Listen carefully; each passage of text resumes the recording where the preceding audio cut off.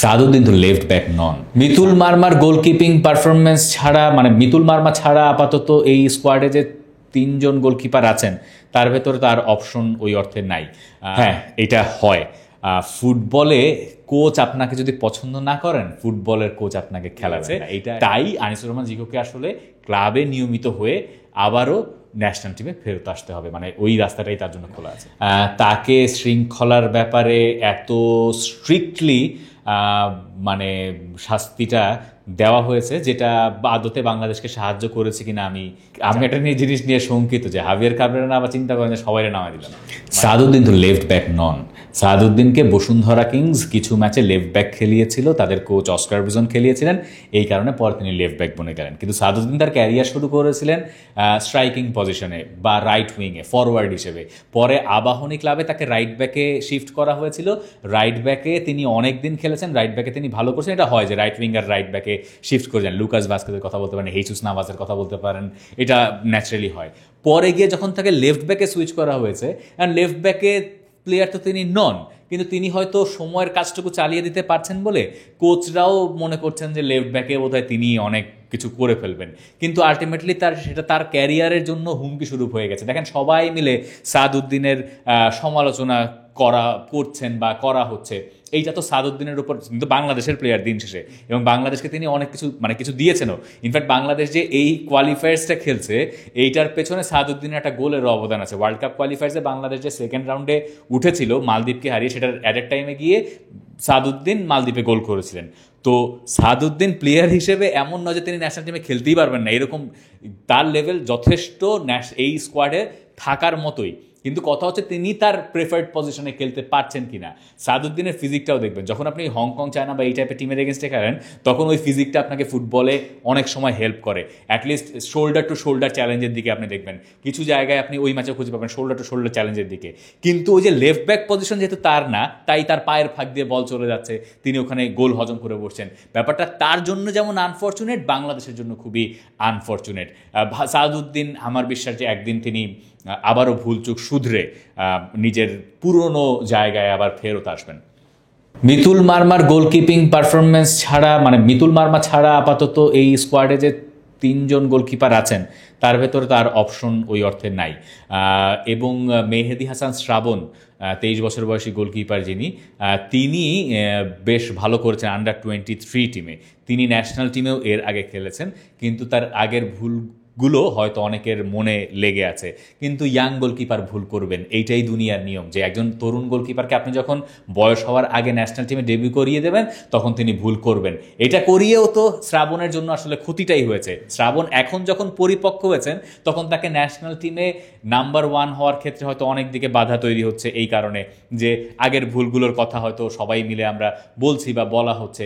তো এর কারণ হচ্ছে শ্রাবণকে তার বয়সের তুলনায় আগেই খেলিয়ে দেওয়া হয়েছিল ন্যাশনাল টিমে, কোনো প্রয়োজন তখন হয়তো ছিল না, তখন আনিসুর রহমান জিকো হয়তো খেলতে পারতেন। এখন প্রশ্ন উঠেছে যে জিকোকে নিয়ে, জিকো আসলে আসবেন কি আসবেন না। জিকোকে আগে ক্লাব লেভেলে খেলে আসতে হবে, নিয়মিত হতে হবে, তারপরে তিনি হয়তো ন্যাশনাল টিমে কল পাবেন। কিন্তু আমার ধারণা হচ্ছে হাভিয়ার কাবরেরা থাকা অবস্থায় আনিসুর রহমান জিকোর সুযোগ নাই, সেটা আনিসুর রহমান জিকোও জানেন। আনিসুর রহমান জিকো এটা নিজেও ধরে নিয়েছেন যে যেই দিন হাভিয়ার কাবরেরা থাকবেন না, সেদিন তিনি আবার ন্যাশনাল টিমের জন্য ট্রাই করবেন। তো সেই ট্রাইটা করতে গেলে আপনাকে ক্লাব লেভেলে নিয়মিত খেলতে হবে। ক্লাব লেভেলে এই সিজনে তিনি নিয়মিত খেলতে পারেন কিনা, এইটা একটা দেখার বিষয়। আর মিতুল মার্মাকে নিয়ে ঠিক যতখানি সমালোচনা হচ্ছে, আমার মনে হয় এটা তিনি ডিজার্ভ করেন না। তিনি বাংলাদেশকে তিনি দিয়েছেন, এবং তিনি গত বছর 2 হয়েছেন ন্যাশনাল টিমে নিয়মিত খেলছেন। হয়তো গত 2টো ম্যাচ তার খুব ভালো যায় নাই, এবং সেই জায়গা থেকে মিতুল মার্মার নিশ্চয়ই ভুলটুল শুধরে আবার ফিরে আসার সুযোগ আছে। কিন্তু ঠিক সমালোচনা যতখানি প্রকট হয়েছে, এত প্রকট বোধহয় না হলেও পারত। হ্যাঁ, এটা হয়। ফুটবলে কোচ আপনাকে যদি পছন্দ না করেন, ফুটবলের কোচ আপনাকে খেলাবেন না, এটা একটা স্বতঃসিদ্ধ নিয়ম পুরো ফুটবল বিশ্ব জুড়েই। ধরেন ম্যানচেস্টার সিটিতে কেলভিন ফিলিপস, তাকে পছন্দ করেন না পেপ গার্দিওলা, খেলালেন না তো খেলালেনই না, খেলাবেনই না, মানে আপনি এটা চেঞ্জ করতে পারবেন না। দরকার হলে কোচ পাল্টায় যাবে, কিন্তু ওই প্লেয়ারের খেলা হবে না। মানে এটা ফুটবলে কোচকে আসলে ঠিক এতখানি স্বাধীনতা দেওয়া হয়। বাংলাদেশে দেওয়া হয় কিনা এটা জানি না, কিন্তু বাংলাদেশ দেওয়ার চেষ্টা করে। আগে যা দিত তার চেয়ে বোধহয় একটু ভালো দেয়। সামনের কোচের আরও ভালো স্বাধীনতা পাবেন, সবাই সজাগ থাকলে এগুলো নিয়ে কখনোই অন্য কিছু ঘটার সুযোগ পাবে না। আর যেটা আনিসুর রহমান জিকো বলেছেন যে তিনি যখন মানে ওই দর্শকরা যখন জিকো জিকো মানে নাম নিয়েছেন, তখন এইটা এক অর্থে হয়তো কোচের উপর একটু প্রেশার তৈরি করছে, কিন্তু ব্যাপারটা অন্য দিক থেকে একটু খারাপ হচ্ছে। ধরেন আপনার বাংলাদেশ টিমের গোলবারের নিচে একজন দাঁড়িয়েছেন, তিনি তো বাংলাদেশি, তিনি তো বাংলাদেশকেই রিপ্রেজেন্ট করছেন। তো যখন যে গোলকিপার খেলছেন না তার নামে আপনি স্লোগান দিচ্ছেন, তখন তো ওইটা ওই গোলকিপারকে ডিমিন করা হয়ে যায় না? তো যখন ম্যাচটা চলছে সেই মুহূর্তে সেটা না করলেও হয়তো হতো, এরকম একটা ব্যাপার থাকতে পারে। আর প্রেস কনফারেন্সে নিয়মিত বছর 2 জুড়ে এই প্রশ্নগুলো আমরা করেছি, সবাই করেছে, যে জিকো কেন নাই, জিকো কেন স্কোয়াডে নাই। তখন তিনি একটা সময় হাভিয়ার কাবরেরা বিরক্ত হয়ে বলেছেন যে জিকোকে তার থার্ড চয়েস গোলকিপার মনে হয়। এইসব আলোচনা কিন্তু সবসময় আমরা করেছি, এবং এইসব আলোচনা, এইসব খবরাখবর নিয়মিত বাংলাদেশের মিডিয়া কভার করেছে। কিন্তু সমস্যা যেটা হয়েছে, ওই সময় মানুষের অত আগ্রহ ছিল না, কারণ হামজা তখন বাংলাদেশ টিমে খেলতেন না। তো এখন এই ব্যাপারগুলো অনেক নতুন মনে হতে পারে, এরপরে অনেক সময় গড়িয়ে গেছে। তাই আনিসুর রহমান জিকোকে আসলে ক্লাবে নিয়মিত হয়ে আবারও ন্যাশনাল টিমে ফেরত আসতে হবে, মানে ওই রাস্তাটাই তার জন্য খোলা আছে। ওই যে শৃঙ্খলাজনিত কারণটা দেখানো হয়েছিল, কিন্তু যে গোলকিপার আপনাকে মাস 2 আগে এত বড় সাফল্য এনে দিলেন, তাকে শৃঙ্খলার ব্যাপারে এত স্ট্রিক্টলি মানে শাস্তিটা দেওয়া হয়েছে, যেটা আদতে বাংলাদেশকে সাহায্য করেছে কিনা আমি জানি না। ওইটাকে বোধহয় একটু কনসিডার করা যেত কিনা, সেটা একেবারেই ফুটবল ফেডারেশন এবং তার ক্লাবের ব্যাপার, যেটা মানে যেখানকার যে প্রতিষ্ঠান সেখানকার শাস্তির ব্যাপারটা আসলে তারাই দেখবেন। তো কিন্তু এখান থেকে ফিরে আসার মানে আপনি একটা ফিরে আসার প্রক্রিয়া তো খোলা রাখবেন, মানে এটা তো মানে তিনি তো আসলে ফৌজদারি অপরাধ করেছেন কিনা আমি জানি না। মানে অপরাধের তো অনেক রকম ব্যাপার থাকে, যে তিনি তো কাউকে মেরে টেরে ফেলেন নাই যে তাকে একেবারে ঢুকিয়ে রাখতে হবে। তো তার ফেরার রাস্তাটা তো খুলে রাখতে হবে ভাই, মানে ফুটবলে তার ফেরার রাস্তাটা যদি আমি খুলে না রাখি, তাহলে আমি তার সাথে তো আসলে ইনজাস্টিস করছি না।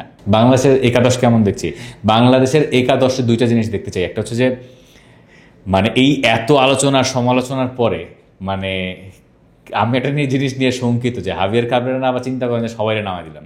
মানে তিনি আসলে মানে তার ওই কৌশলের সাথে যারা যায় কম্পেটিবল ফুটবলার ইউজ করছেন কিনা। আমি ফার্স্ট 11-এ মানে হামজা, সৌমিত, জায়ান, আমি ইনফ্যাক্ট ফাহমিদুলকেও আসলে দেখি মানে এই 11-এ।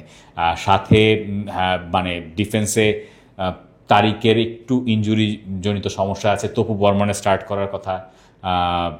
লেফট ব্যাকে জায়ান হয়তো স্টার্ট করতে পারেন। মিডফিল্ডে সৌমিত, হামজা, সঙ্গে রাকিব, তাদের জায়গাগুলো তো আসলে মোটামুটি পাকা। ফাহমিদুলকে একটা সুযোগ দেওয়া উচিতই তো আমার কাছে মনে হয়। মানে আপনি সেকেন্ড হাফে খেলা ঘুরানোর চিন্তা করবেন এই আশায় ফাহমিদুলকে বসিয়ে রাখলে আসলে হবেটা কি? আপনি তো খেলায় ফার্স্ট হাফেই হেরে যেতে পারেন, তার উপর আবার আওয়ে ম্যাচ। এইখানে আর ওই চিন্তা করে লাভ নেই যে সেকেন্ড হাফে গিয়ে আমি একটা প্রেশার দিয়ে চেঞ্জ করবো, ওইটা আসলে হবে না। সো 11 চুজিংয়ের ক্ষেত্রে বাংলাদেশ কোচকে আসলে একেবারে স্পট অন হইতে হবে এই ম্যাচে।